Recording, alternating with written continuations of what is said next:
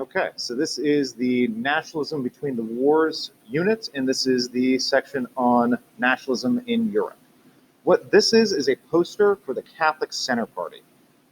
Get the little highlighter. And so you can see this is pretty clear. There's a castle kind of in the middle. This is the name of the candidate for chancellor, Brunig, and it basically says this is the bulwark against revolution. Down below, you've got this big castle challenged by Nazis. Over here, you can see their flag. There's a really badly drawn Hitler. And here are the communists ready to burn down the tower. And this says, vote the center, list number 4. So this is a party that supports the Weimar Republic and German democracy, and they are not successful for basically the reasons we're going to be looking at in this slideshow. So the focus question for this section is, how did fascism and communism successfully challenge democracy and consolidate power in European nations in the post-World War I period? We could also call that the antebellum, as far as World War II is concerned, but you got to pick one of the following nations: Russia, Italy, Spain, or Germany. Okay, so part of the reason that communism and fascism were successful in Europe is because the peace treaty at the end of World War I was not a peace treaty that was likely to induce a permanent peace. This map over here is basically showing the areas of Germany, and it's a little bit difficult to see, but this is the French border right there. The areas of Germany that were effectively occupied by France and Belgium and the other Allied powers even after World War I. This green area down here is called the Ruhr, and it is effectively the equivalent of, you guys ever heard the phrase Rust Belt? It's basically a description of the industrialized areas of the U.S. that are no longer industrialized. The Ruhr Valley is where all the steel factories were, where all the automobile companies were manufacturing stuff. It's their area of heavy industry, the big moneymaker in their economy. So as part of the Treaty of Versailles, the French really want to make sure that World War I can't happen again because of German power. So they occupy much of the Rhineland, which is where much of the population lives, and the Ruhr Valley, in order to basically tank the German economy. The Germans then decide to make their money worthless, and so they create a situation where hyperinflation occurs in Germany, making it so every German Reichmark, equivalent of $1, is worth effectively nothing. The Germans are burning their own money when the U.S. comes up with a plan called the Dawes Plan, which you may remember from last year, which basically gives the Germans loans to pay reparations to the French and to the British. The British then are able to pay back debt from World War I to the Americans, and money basically just flows around in a circle from the US to Europe and then backwards. So the biggest reason that Europe is unable to become stable after World War I is because of pressure by the French on the Germans to get revenge, basically, that then results in the US bailing all these countries out and becoming the only stable thing in the whole world economy. Does that make sense? So the U.S. becomes the bank of the world, effectively, and that is a really dangerous thing to only have a single point of failure to keep your economy going. Plus, do you think the Germans liked having their land occupied? Of course not. So there's that element too. Another major issue is that the Treaty of Versailles tried to basically set national borders in a way that would make it so each group of people had their own nation, but because Europe is ethnically mixed, especially in the East, that becomes impossible to actually do in a way where there are clean lines drawn. So that single point of failure does fail, and the Great Depression is effectively caused by an economic bubble in the US stock market. This is going on at the same time that the rich are getting richer in the US, and the poor are seeing basically no increase of wages. The reason that matters is because when the shock to the economic system happens and the wealthy lose their money, there's no poor people effectively able to bail them out by increasing consumer demand. So the wealthy withdraw money from their loans to Germany and say, hey, you got to pay these back. The Germans cannot. And that spreads the depression to Germany first, then the UK and France afterwards, from those countries to all of their colonies, and then from all of their colonies to the rest of the world, turning this into a global Great Depression rather than just a US depression. So laissez-faire capitalism, the idea that you got to leave the economy alone and let the markets and private businesses do what they want, begins to be questioned. And so one of the biggest impacts on the Great Depression on Europe is not just a disastrous economy, but it's also growing support for groups like fascists and groups like communists in every single nation in Europe. So the US develops its own, Nazi party, equivalent. Same thing happens in Great Britain, same thing in France. The French version is still around. It's called the Popular Front. And their candidate won something like 20% of the vote in the most recent French presidential election. If you guys have heard of Marine Le Pen, she's a right-wing figure in Europe. She claims not to be a fascist. She is. But they still do quite well, especially in times of uncertainty like what's been happening the last couple of years. And this is a bread line in Germany, or soup line, I guess. The question of why the Weimar Republic failed is basically a question that you could write a thesis about and make a career as a historian about. Because it's the question of why do any democracies fail in nations that didn't have them before, and now we're attempting to start them. The shortest way of me saying why the Weimar Republic failed is because of the Great Depression. The country was also, though, pushed by nations like France into a really difficult economic circumstance, and it was a nation that didn't have a long history of democracy at all. And so there's a bunch of folks in Germany who believe that Germany couldn't have been defeated in World War I, and instead of saying, it's our fault because we were in charge of the country, these right-wing nationalists say, it must be the people that took over after we lost the war. And that is easier. It's easier to say that socialists and communists and Jews had stabbed Germany in the back and caused them to lose World War I than to admit that their ideas had been bad ones. I think that's pretty intuitive. Again, if you've made a mistake, people don't like to necessarily admit it. And again, that French occupation of the Ruhr Valley, the hyperinflation, you've got a country where you're literally lighting money on fire with a brand new government system. And then the Great Depression hits in 1929, and you end up having 5 million Germans out of work in 1930, which is double who were out of work in 1929. And that just continues until the Nazis take over in 1933. The communists and the fascists, again, they start to gain more and more support in the German Reichstag or parliament because they offer solutions that are action-oriented as opposed, I'm going to just go back to it, to defending a system like the Center Party. So again, this symbol is really appropriate. The Democratic parties are trying to protect something rather than trying to do something. And you can see again, do you want to be on the team of burn down the broken system, or do you want to be hiding in your castle? You may also notice the killdozer over here. There are, again, this is a group of right-wing nationalists called the Freikorps, and they're effectively paramilitaries, meaning a unofficial military outside of government control, who go around and inflict law and order on groups they disagree with, especially communists and some groups of socialists. So you have terrorism as part of your political language in the Weimar Republic as well. Again, not increasing stability at all. But again, short answer, it was the Great Depression. This is now kind of switching gears. This is Italy. So that first bit on the Weimar Republic, that's part of your answer for Germany. We're going to come back to Germany in a second. But this gentleman here is Benito Mussolini, and these are his black shirts. So this is, again, a similar paramilitary to what we saw in Germany during the Weimar Republic. And this is called the March on Rome, where the fascists in Italy basically threatened to take over the country unless the country was given over to them. So Mussolini basically succeeds in opposing fascism by use of domestic terrorism, for lack of a better phrase. There's a label that's called totalitarian. I don't know, just give me a nod. Have you heard the phrase totalitarian before? Yes? Okay.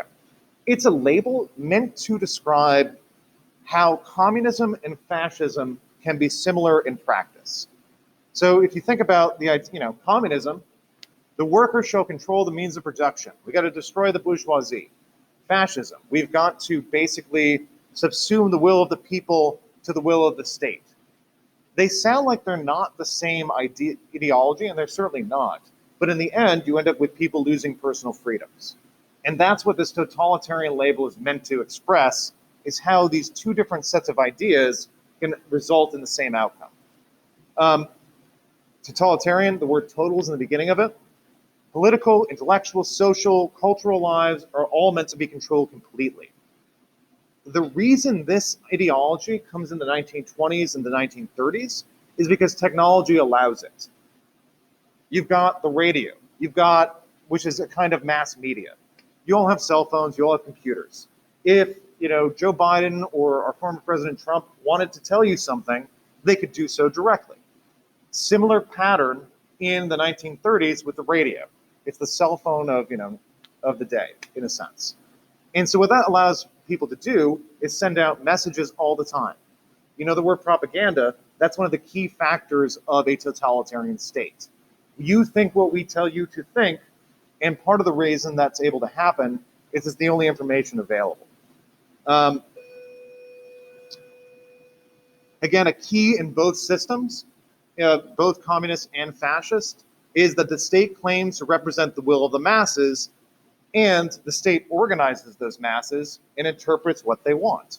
So a very convenient position to be in if you're trying to be a dictator. Fascism refers to that bundle of sticks. I've shown you this already. And it's a kind of totalitarian nationalism.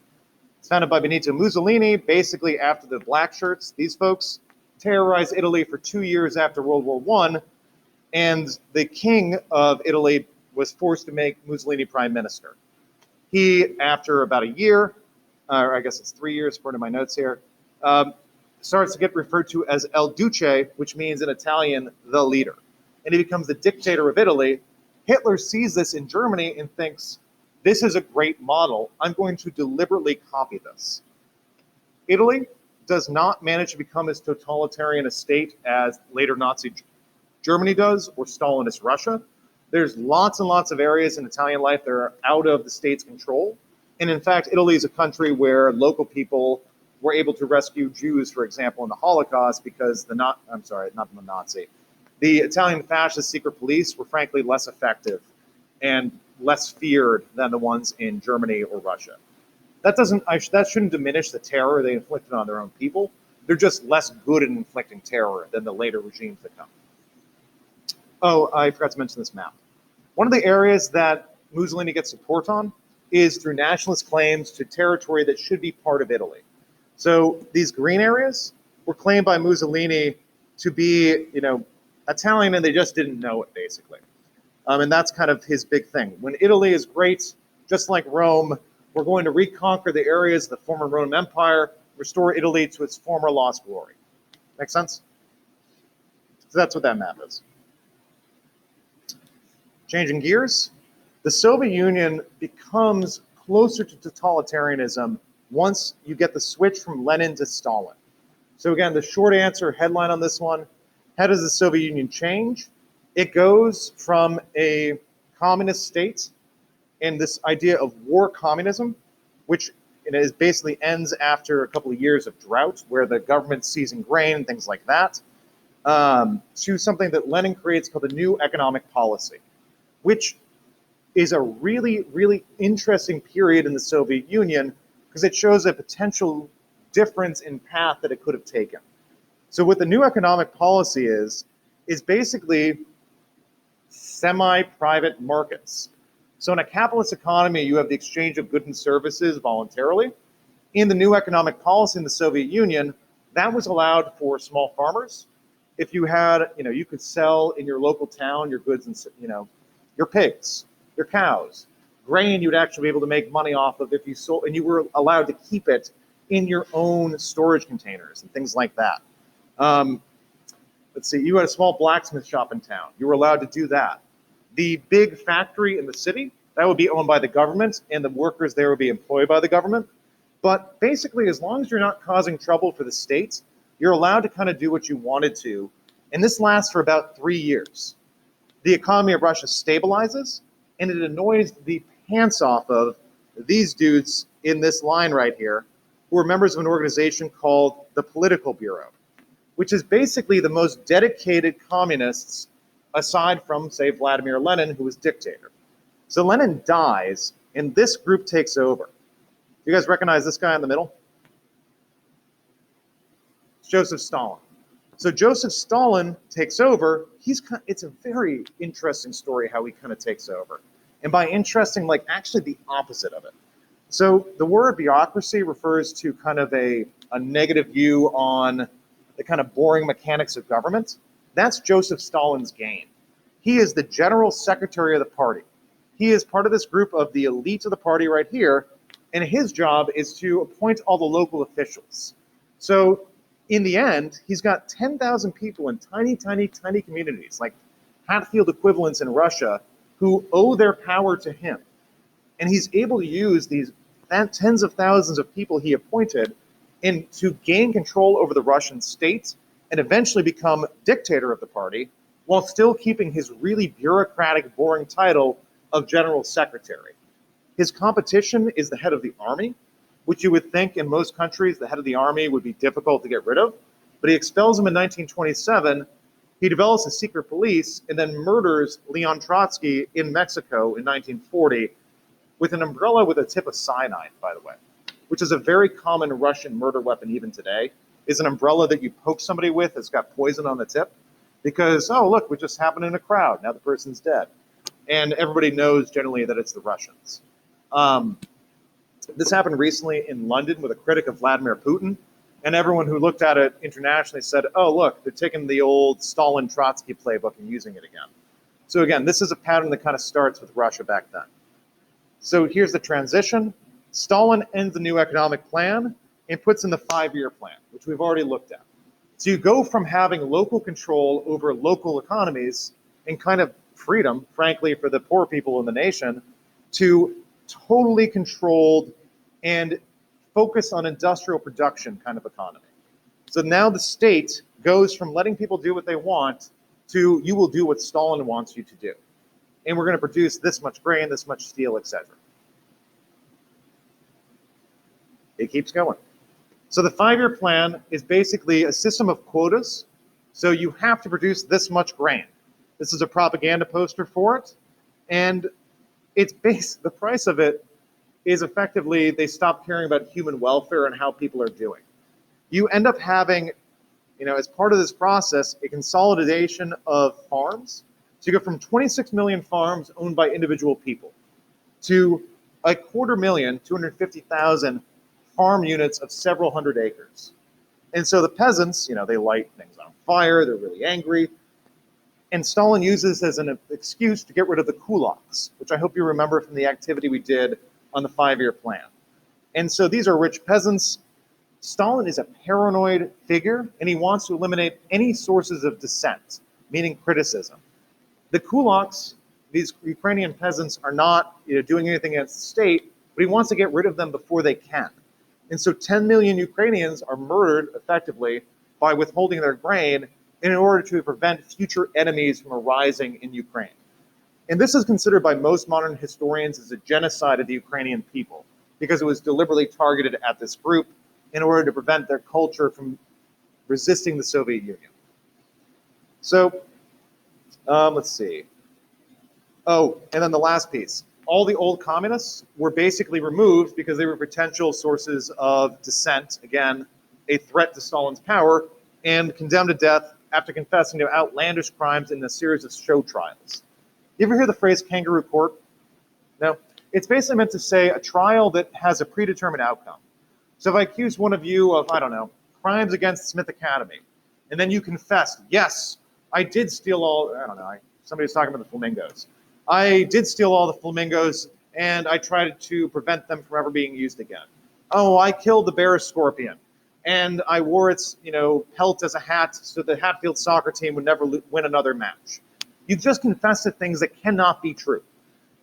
And that is partially a method of control, because you see somebody who is clearly not committing the crime they're describing, weeping on stage, confessing their love of Uncle Stalin, et cetera, you're going to be scared of whatever happened to that person to make them say that series of lies. So the transition, relative freedom to totalitarian dictatorship. That's the big change. Spanish Civil War, the significance of it, I'm just going to fast forward to the end. It's effectively a preview of World War II and the conflict between ideologies that takes place in that war. So in the Spanish Civil War, you've got General Francisco Franco, who is a fascist who rises up under the belief they need to protect traditional Spanish values from this liberalizing social democracy that is in power in Spain. So women, for example, were granted equal rights in Spain, and that was considered to be a problem by some of the traditional elements of the Spanish state, including Franco. It becomes what's known as a proxy war. So the Soviet Union and countries like the United States send weapon and volunteers to help out the Spanish Republicans who are fighting for Spanish democracy. The Nazis and the Italians, fascists, they do the same thing with the nationalist group under Franco, who are the fascists of that nation. The fascists win decisively, which helps prove to Hitler and Mussolini that using force to achieve political ends is an effective strategy. So it's like, hey, look, beating other people up to get their way worked in Spain. I bet you we can do that with our neighbors, like, oh, I don't know, Poland or Czechoslovakia, just to kind of, again, preview a little bit here. So again, this is very much seen as a proxy war and a preview to World War II. The blitzkrieg technique that's used by the Nazis to successfully overrun France is first used in Spain. Dive bombing using the illegal German Air Force is also used in the Spanish Civil War.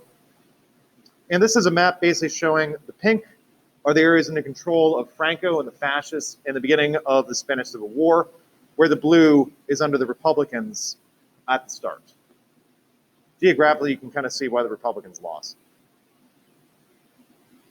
Okay, so this is now getting back to the German question, and that's where we're going to remain for the rest of the slideshow. So if you've done one of the other ones or you're thinking about it, then this is going to be less important to you. But you will find out where the word Nazi comes from.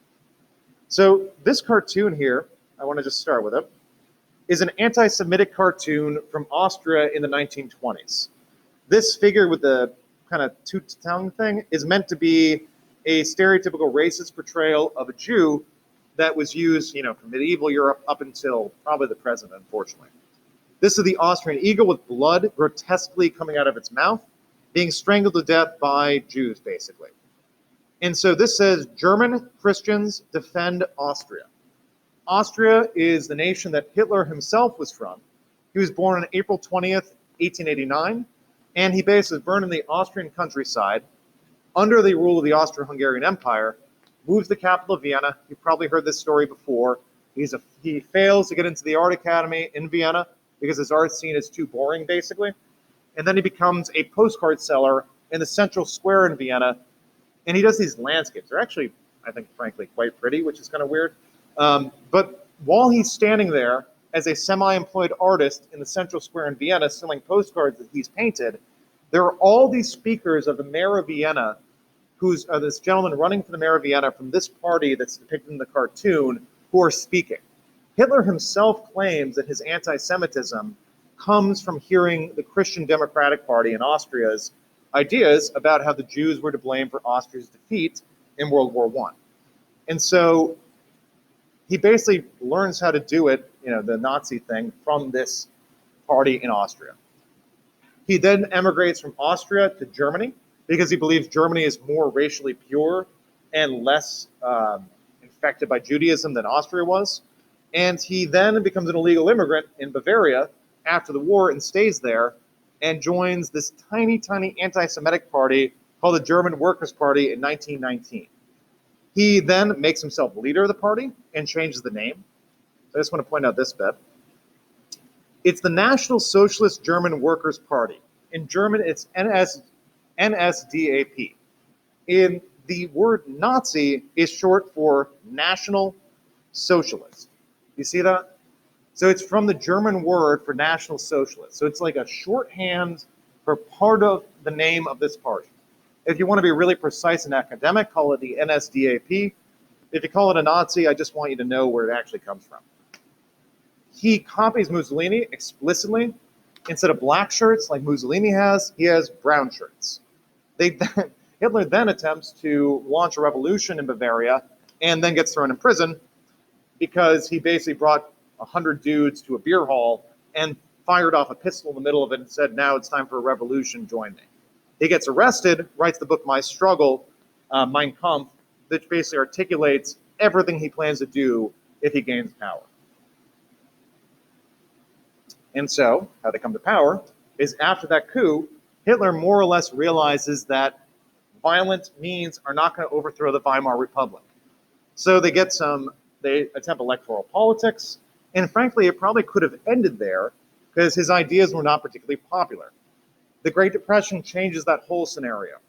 So by 1932, you go from a party of less than 50,000 people in 1929 at its founding, a couple members of the Reichstag, to 800,000 dues-paying members and controlling a third of the Reichstag. I will repeat this until I'm blue in the face, but the Nazis never had a majority of support in Germany.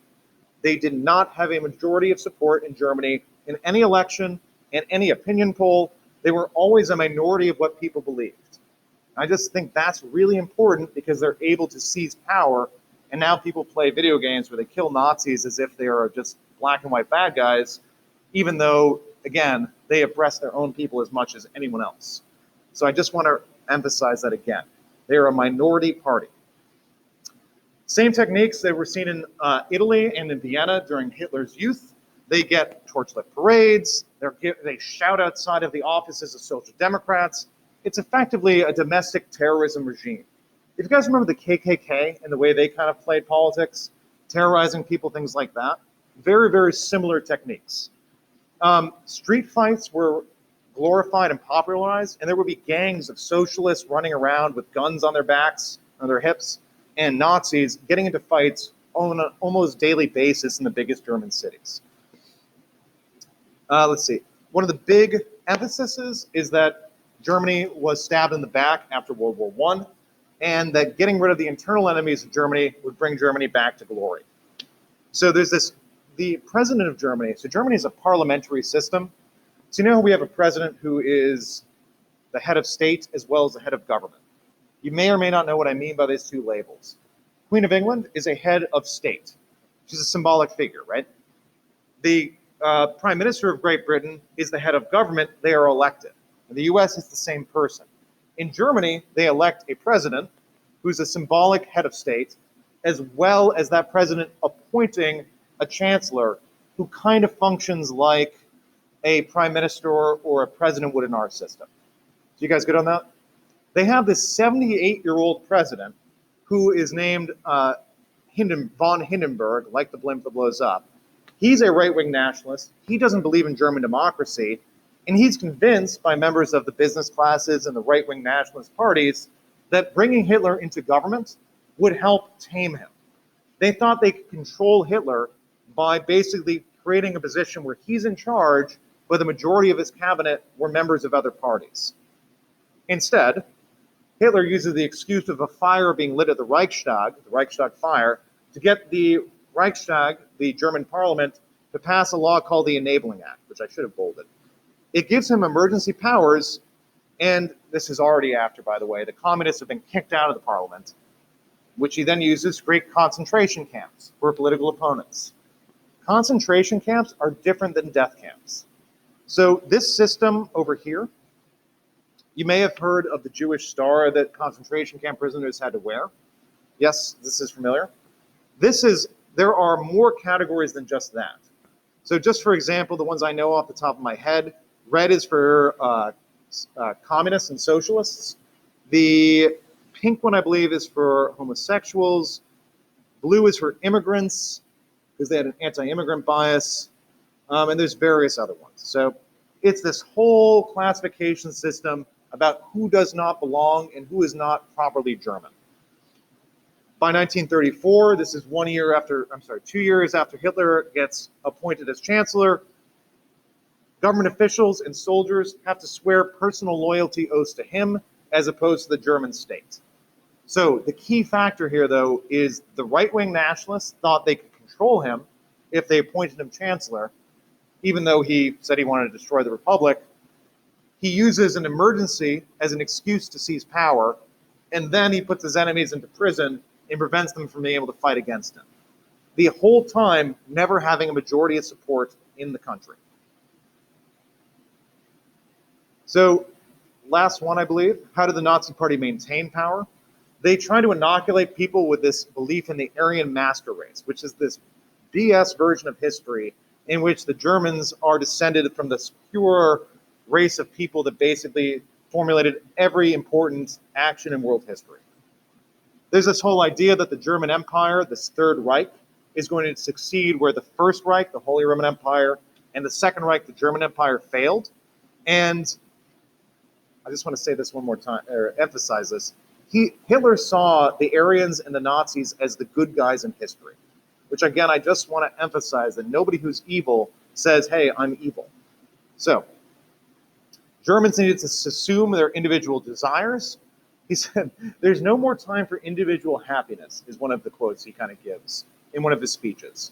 You have to assume yourself to the collective will of the Nazi Party. And in practice, what this means is anyone in charge of anything in government, even if Hitler doesn't tell you to do so, you have people trying to guess, what does Hitler want me to do? And their usual guess is the most extreme, crazy thing they can think of. And so they just try it out. Hitler finds out about what people do. He picks the craziest option. I shouldn't use the word crazy. The most extreme option, and then goes with it. There's the brown shirts, who are Hitler's kind of mob of thugs, are replaced by even more effective thugs, which is Heinrich Himmler's SS, and it's the Staatsstaffeln. The previous one was called Stormtroopers, which is where the guys in Star Wars got their names from, is from the Nazi brown shirts.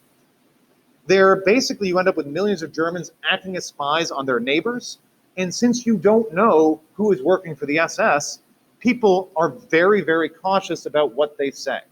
So you're having a conversation amongst, 3 people.